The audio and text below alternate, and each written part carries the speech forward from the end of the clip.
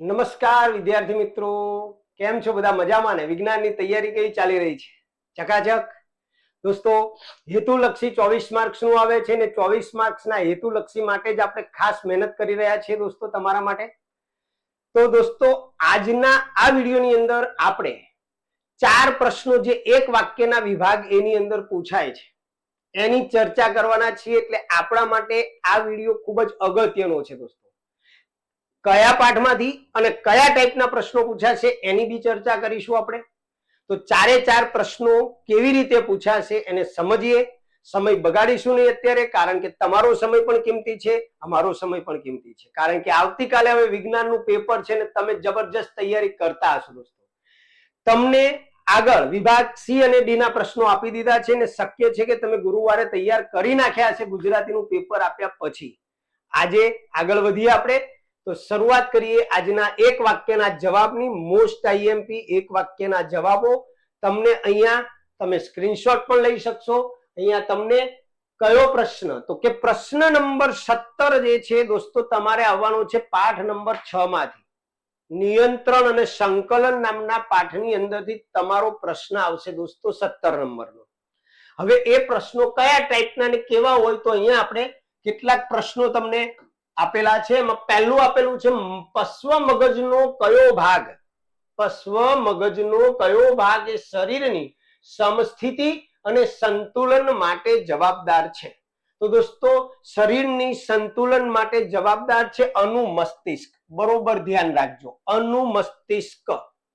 ત્યાર પછી બીજો પ્રશ્ન છે કે માનવ શરીરમાં કયો અંતઃસ્ત્રાવ બનાવવા માટે આયોડિનની જરૂર પડે? કયો અંતઃસ્ત્રાવ બનાવવા માટે આયોડિનની જરૂર પડે દોસ્તો? તો થાઇરોક્સિન. ગળાની અંદર થાઇરોઇડ ગ્રંથિમાંથી સ્ત્રવતો અંતઃસ્ત્રાવ થાઇરોક્સિન. આ થાઇરોક્સિન બનાવવા માટે આયોડિનની જરૂર પડે. ત્યાર પછી ત્રીજો પ્રશ્ન છે કે વનસ્પતિમાં ઉત્પન્ન થતા વૃદ્ધિ અવરોધક અંતઃસ્ત્રાવનું નામ આપો. વૃદ્ધિ અવરોધક અંતઃસ્ત્રાવ. તો વૃદ્ધિ અવરોધક અંતઃસ્ત્રાવ છે તમારો એબ્સિસિક એસિડ. બરોબર ધ્યાન રાખજો કે વનસ્પતિની અંદર કયો વૃદ્ધિ અવરોધક અંતઃસ્ત્રાવ હોય? એબ્સિસિક એસિડ. ત્યાર પછી વનસ્પતિનું કયું અંગ ઋણ ભૂ આવર્તન દર્શાવે છે દોસ્તો? આવર્તન આપણે શીખેલા છીએ, જલાનું વર્તન, સ્પર્શાનું વર્તન, બરોબર, પ્રકાશાનું વર્તન. તો અહીંયા ભૂ આવર્તન, તો એમાં પણ ઋણ, એટલે કે જે પરિબળ જે જગ્યાએ હોય એ જ દિશામાં જ્યારે એનું હલનચલન થાય ત્યારે એને ધન કહેવાય, અને એની વિરુદ્ધ દિશામાં થાય આવર્તન તો એ ઋણ કહેવાય. તો ભૂ આવર્તનમાં પ્રરો અથવા પ્રકાંડ આવશે, કારણ કે જમીન નીચે છે, પ્રકાંડ ઉપરની તરફ વૃદ્ધિ પામે, એટલે કે ભૂમિની વિરુદ્ધ દિશામાં, એટલે એને કહેવામાં આવે ઋણ. તો વનસ્પતિનું કયું અંગ ઋણ ભૂ આવર્તન દર્શાવે છે? તો પ્રરો અથવા પ્રકાંડ, બે જ છે. ત્યાર પછી દોસ્તો આગળ એ જ પાઠની અંદર આગળ વધીએ કે લંબમજ્જા દ્વારા કઈ કઈ ક્રિયાઓનું નિયમન થાય છે? બરોબર યાદ રાખજો દોસ્તો, લંબમજ્જા દ્વારા કઈ કઈ ક્રિયાઓનું નિયમન થાય? તો એની અંદર એક છે રુધિરનું દબાણ, ત્યાર પછી લાળ રસનો સ્ત્રાવ અને ઉલટી થવી. લંબમજ્જા દ્વારા કઈ કઈ ક્રિયાઓનું નિયમન થાય છે? તો લંબમજ્જા દ્વારા રુધિરનું દબાણ, પાક્કું કરી લેજો દોસ્તો, લાળ રસનો સ્ત્રાવ અને ઉલટી થવી, આ 3 ક્રિયાઓનું નિયમન લંબમજ્જા દ્વારા થાય છે. ત્યાર પછી કયો વનસ્પતિ અંતઃસ્ત્રાવ કોષ વિભાજનને પ્રેરિત કરે છે? કોષ વિભાજન પ્રેરિત કરતો અંતઃસ્ત્રાવ કયો છે? તો સાઇટોકાઇનિન. બરોબર યાદ રાખજો, કોષ વિભાજન પ્રેરિત કરતો અંતઃસ્ત્રાવ સાઇટોકાઇનિન, કારણ કે આની અંદરથી જોડકા પણ પૂછાય છે, તો આપ ધ્યાન રાખજો. કયા અંતઃસ્ત્રાવની અસરથી પર્ણો કરમાઈ જાય? દોસ્તો પર્ણો કરમાઈ જાય એના માટે એ એક વૃદ્ધિ અવરોધક છે, એટલે એબ્સિસિક એસિડ આવે. તો એબ્સિસિક એસિડની અસરથી પર્ણો કરમાઈ જાય છે. પ્રકાશાનું વર્તન માટે જવાબદાર અંતઃસ્ત્રાવ કયો? પ્રકાશાનું વર્તન માટે જવાબદાર અંતઃસ્ત્રાવ છે ઓક્સિન. બરોબર તૈયાર કરી લેજો, સ્ક્રીનશોટ પાડી લો, આ પ્રશ્નોને પાક્કા કરી નાખજો દોસ્તો. ચાલો ત્યાર પછી આગળ જઈએ આપણે હજુ એ જ ચેપ્ટરના બીજા પ્રશ્નોમાં 9 નંબરનો પ્રશ્ન છે તમારો કે મૂત્રપિંડના અગ્રભાગે કઈ ગ્રંથિ આવેલી હોય. મૂત્રપિંડના અગ્રભાગે કઈ ગ્રંથિ હોય તો એડ્રીનલ. મૂત્રપિંડના અગ્રભાગે. ત્યાર પછીનો અગત્યનો પ્રશ્ન છે દોસ્તો, લડોયા ભાગોની સ્થિતિ માટે કઈ ગ્રંથિ જવાબદાર છે. લડોયા ભાગોની સ્થિતિ માટે કઈ ગ્રંથિ જવાબદાર છે તો એ છે એડ્રીનલ ગ્રંથિ જ લડોયા ભાગોની સ્થિતિ માટે. પછી બે ચેતાકોષ વચ્ચે રહેલા સૂક્ષ્મ અવકાશને શું કહેવાય. શું કહેવાય? ચેતોપાગમ. બે ચેતાકોષો વચ્ચે રહેલી સૂક્ષ્મ જે જગ્યા છે એને કહેવામાં આવે છે ચેતોપાગમ. ત્યાર પછી પરાવર્તી ક્રિયાઓનું સંચાલન કોણ કરે? મગજ કરે? ના, મગજની જાણ બહાર થાય તો કરોડરજ્જુ કરે. પરાવર્તી ક્રિયાઓનું સંચાલન કોણ કરે? કરોડરજ્જુ. શ્વાસોશ્વાસની ક્રિયાનું નિયમન કોણ કરે તો સેતુ. શ્વાસોશ્વાસની ક્રિયાનું નિયમન સેતુ કરે. તો ક્લિયર? તો દોસ્તો આ હતા તમારા છઠ્ઠા પાઠના પ્રશ્નો. હજુ આપણી પાસે થોડા છે તો કે તમને આવો પ્રશ્ન પણ પૂછે કે ભાઈ વનસ્પતિના વૃદ્ધિ પ્રેરક અંતસ્ત્રાવના નામ આપો. વૃદ્ધિ અવરોધક તો એફસીસી એસિડ એક જ છે, પણ વૃદ્ધિ પ્રેરક અંતસ્ત્રાવ તો ઓક્સિન, જીબ્રેલિન અને સાઇટોકાઇનિન વૃદ્ધિ પ્રેરક અંતસ્ત્રાવો છે.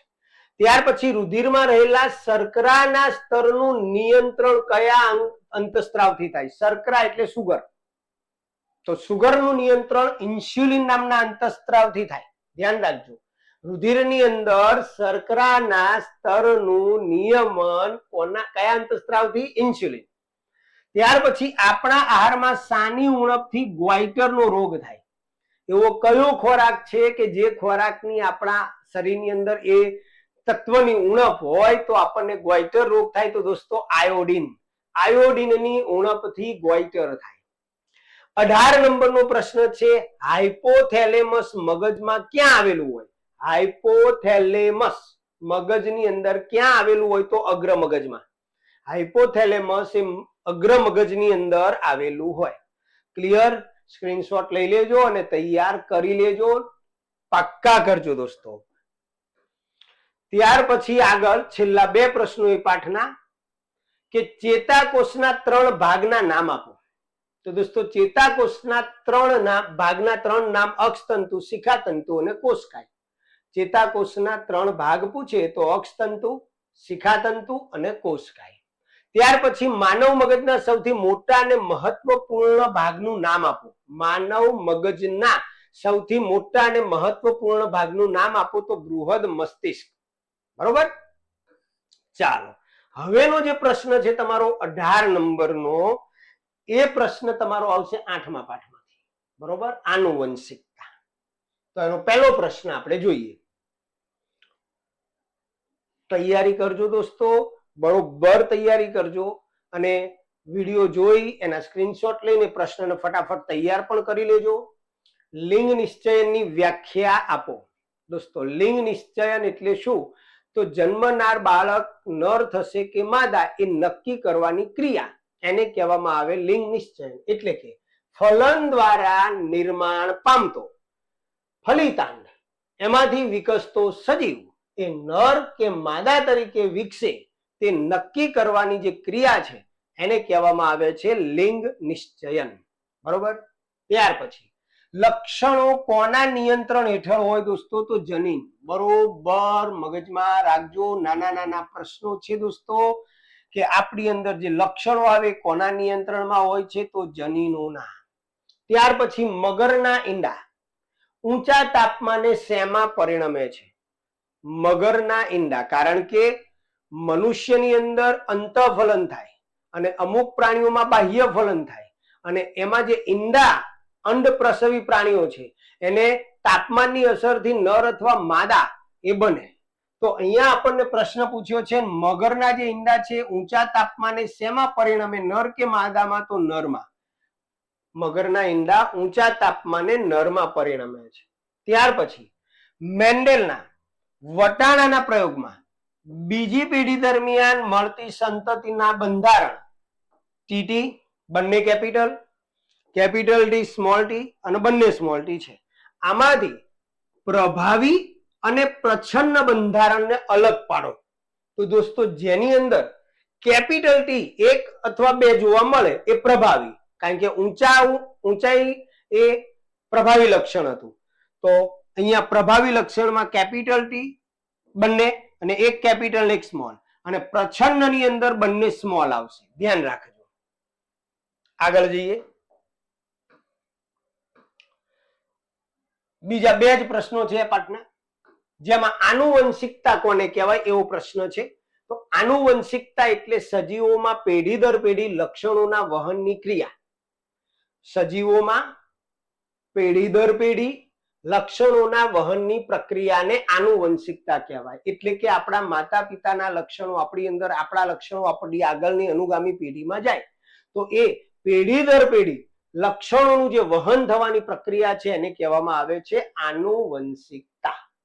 અને F2 પેઢીમાં કેટલા ટકા છોડ ઊંચા મળ્યા? દોસ્તો આપણે ખરા ખોટાની અંદર પણ સમજાયું હતું. F1 પેઢીની અંદર બધા ઊંચા, જ્યારે F2 પેઢીની અંદર 75% ઊંચા અને 25% નીચા.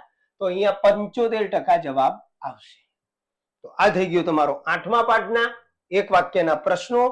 હવેનો જે પ્રશ્ન 19 નંબરનો છે તમારો, એ 10મા પાઠની અંદરથી આવશે. માનવ આંખ અને રંગબેરંગી દુનિયા 10મા નંબરના પાઠમાંથી 19 નંબરનો ટૂંકો પ્રશ્ન આવશે દોસ્તો. તો એનું પહેલું છે પ્રકાશનું વિભાજન વ્યાખ્યા આપો. દોસ્તો ખરા ખોટામાં પણ હું બોલ્યો હતો કે પ્રકાશનું તેના ઘટક રંગોમાં વિભાજન થવાની ક્રિયા.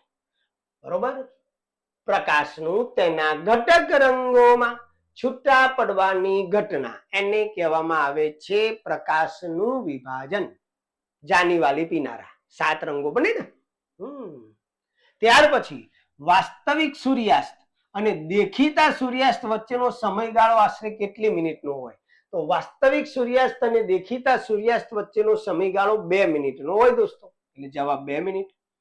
સ્વચ્છ આકાશનો ભૂરો રંગ કઈ ઘટનાને આભારી છે? સ્વચ્છ આકાશનો ભૂરો રંગ કઈ ઘટનાને આભારી છે? તો પ્રકાશનું પ્રકિરણ. યાદ રાખજો, સ્વચ્છ આકાશનો ભૂરો રંગ જે છે એ પ્રકાશના પ્રકિરણ થવાને આભારી છે. નીચેનામાંથી બંધ બેસતી ન હોય તેવી જોડ લખો. બરોબર? અહીંયા આપેલું છે મોતિયો, તો દુધિયા રંગનું પણ લેન્સમાં જામી જાય. આંખની સમાવેશક ક્ષમતા નાજુક આંતરત્વચા અને આંખનો ડોળો કેમેરાની જેમ વર્તે. તો દોસ્તો તમને ખબર છે કે મોતિયાની અંદર દુધિયા રંગનું પડ જામી જાય લેન્સ ઉપર, એને જ આપણે મોતિયો કહીએ છીએ. એટલે આ તો સાચું છે. પછી આંખનો ડોળો, તો આંખ એ કેમેરાની જેમ વર્તે છે, એટલે એ પણ સાચું છે. આંખની સમાવેશક ક્ષમતામાં એવું થાય કે નજીકની કે દૂરની વસ્તુ જોવા માટે આંખની જે લેન્સની કેન્દ્ર લંબાઈ છે એમાં વધારો ઘટાડો કરવાની જે ક્ષમતા છે એને આપણે સમાવેશક ક્ષમતા કહીએ છીએ. અહીંયા નાજુક આંતરત્વચા આપેલું છે, એટલે કે આ જોડકું બંધ બેસતું નથી, એટલે નીચે જવાબ તમને આપેલો છે. બરોબર? ચાલો આગળ એ જ પાઠના નીચેનામાંથી બંધ બેસતી ન હોય તેવી જોડ લખો. બરોબર? ધ્યાન રાખજો દોસ્તો, ખૂબ જ ઇમ્પોર્ટન્ટ પ્રશ્નો છે. તો કે આંખનો પડદો નેત્રપટલ, નેત્રમણીની કેન્દ્ર લંબાઈનું નિયમન કોણ કરે? તો કે કનિનિકા. આંખની અંદર પ્રવેશતા પ્રકાશનું નિયમન કોણ કરે? તો કે કીકી. હવે 3 જોડકા આપેલા છે. હવે એની અંદરથી તમે જો આંખનો પડદો, તો પડદો એટલે કે જ્યાં પ્રતિબિંબ રચાય છે એ જ નેત્રપટલ જ છે, રેટિના. ત્યાર પછી નેત્રમણીની કેન્દ્ર લંબાઈનું નિયમન કનિનિકા કહે છે. નેત્રમણીની કેન્દ્ર લંબાઈનું નિયમન કોણ કરે? કનિનિકા થોડી કરે. અને આંખમાં પ્રવેશતા પ્રકાશનું નિયમન કીકી કરે, એ સાચું છે. એટલે આ જવાબ આવશે તમારો. બરોબર? બંધ બેસતું ન હોય તેવી જોડમાં. ત્યાર પછી નીચેનામાંથી બંધ બેસતી ન હોય તેવી જોડ લખો. નેત્રપટલ પ્રકાશ સંવેદી કોષો, કનિનિકા સ્ફટિકમય લેન્સ અને કીકી કનિનિકા વડે રચાતી છિદ્ર જેવી રચના. તો નેત્રપટલ જ્યાં પ્રકાશ સંવેદી કોષો આવેલા જ હોય, સાચું. પછી કનિનિકા સ્ફટિકમય લેન્સ, એ જ ખોટું છે દોસ્તો. બરોબર? અને કીકી, તો એ તો તમને ખબર જ છે કે કનિનિકા વડે રચાતી, કનિનિકાની આપણા આંખનો રંગ જેને આભારી છે, આઈરિસ કનિનિકા, એની બરોબર મધ્યમાં એક છિદ્ર છે અને એને જ આપણે કીકી કહીએ છીએ. એટલે આ પણ સાચું છે. એટલે બંધ બેસતું ન હોય એવું આવશે. ત્યાર પછી બાયોફોકલ લેન્સનો ઉપયોગ જણાવો. તો બાયોફોકલ લેન્સનો ઉપયોગ કોણ કરે દોસ્તો? કે જેને પ્રેસ બાયોપિયાની ખામી હોય, એટલે કે પ્રેસ બાયોપિયાથી પીડાતી જે વ્યક્તિ છે એ વ્યક્તિને દ્રષ્ટિ સુધારવી હોય તો બાયોફોકલ લેન્સનો ઉપયોગ કરવો પડે. ઓકે, ચાલો. ત્યાર પછી એ જ પાઠની અંદરથી આપણે થોડા બીજા અગત્યના પ્રશ્નો કે આંખનો રંગ કોને, હમણાં જ બોલ્યો ભાઈ, આંખનો રંગ કોને આભારી છે? આઈરિસને. કોને? આઈરિસ એટલે કે કનિનિકા. નેત્રમણીને તેના સ્થાનમાં કોણ જકડી રાખે? નેત્રમણીને પકડી કોણ રાખે છે? સિલિયરી સ્નાયુઓ. તો જવાબ આવશે એનો સિલિયરી સ્નાયુ. ગુરુ દ્રષ્ટિની ખામીનું નિવારણ જણાવવું. યોગ્ય કેન્દ્ર લંબાઈ વાળા બહિર્ગોળ લેન્સના ચશ્મા પહેરવામાં આવે. લઘુ દ્રષ્ટિમાં અંતર્ગોળ આવે, ગુરુ દ્રષ્ટિમાં બહિર્ગોળ આવે. તો યોગ્ય કેન્દ્ર લંબાઈ વાળા બહિર્ગોળ લેન્સના ચશ્મા પહેરવાથી ગુરુ દ્રષ્ટિની ખામીનું નિવારણ થઈ શકે. ગુરુ દ્રષ્ટિની ખામીમાં વ્યક્તિને નજીકનું સ્પષ્ટ જોઈ શકતી નથી, દૂરનું દેખાય. ધ્યાન રાખજો, બધું કોન્સેપ્ટ ક્લિયર હોવા જોઈએ. ગુરુ દ્રષ્ટિની ખામીમાં પ્રતિબિંબ નેત્રપટલની પાછળના ભાગમાં પડે. લઘુ દ્રષ્ટિની ખામીમાં પ્રતિબિંબ નેત્રપટલની આગળ પડે. લઘુ દ્રષ્ટિની ખામીમાં વ્યક્તિને દૂરનું ન દેખાય, નજીકનું સ્પષ્ટ દેખાય. બરોબર. પ્રકાશના રંગ પ્રત્યે કયા કોષો સંવેદના ધરાવે? તો પ્રકાશના શંકુ કોષો જે છે રંગ પ્રત્યે સંવેદના ધરાવે છે. અને મગજને વિદ્યુત સંદેશો કોણ મોકલે? તો દ્રષ્ટિ ચેતા. મગજને વિદ્યુત સંદેશો મોકલવાનું કામ કોણ કરે વાલા મિત્રો? દ્રષ્ટિ ચેતા. બરોબર, ચાલો.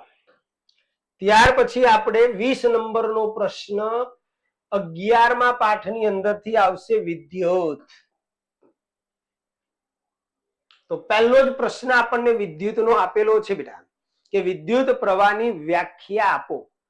તો બહુ જ ઈઝી છે, તમને આવડતી પણ હશે કે કોઈ પણ વાહકના આડછેદમાંથી એકમ સમયમાં પસાર થતા વિદ્યુત ભારનો ચોખ્ખો જથ્થો, એને કહેવામાં આવે વિદ્યુત પ્રવાહ. કોઈ પણ વાહકના આડછેદમાંથી એકમ સમયમાં પસાર થતા વિદ્યુત ભારના ચોખ્ખા જથ્થાને વિદ્યુત પ્રવાહ કહેવામાં આવે છે. ત્યાર પછીનો પ્રશ્ન, વિદ્યુત પ્રવાહનો એસઆઈ એકમ કયા વૈજ્ઞાનિકના માનમાં રાખવામાં આવ્યો? તો એન્ડ્રે મેરી એમ્પિયર. યાદ રાખજો, વિદ્યુત પ્રવાહનો એસઆઈ એકમ એમ્પિયર છે. તે કોના માનમાં રાખવામાં આવ્યો? એન્ડ્રે મેરી એમ્પિયર. KWH કઈ ભૌતિક રાશિનો એકમ છે? Kilowatt hour. KWH તો દોસ્તો વિદ્યુત ઉર્જા, વિદ્યુત ઉર્જાનો એકમ છે. વિદ્યુત પ્રવાહ માપવા કયું સાધન વપરાય? એમીટર. વિદ્યુત પ્રવાહ માપવા માટે કયું સાધન વપરાય દોસ્તો? એમીટર. ત્યાર પછી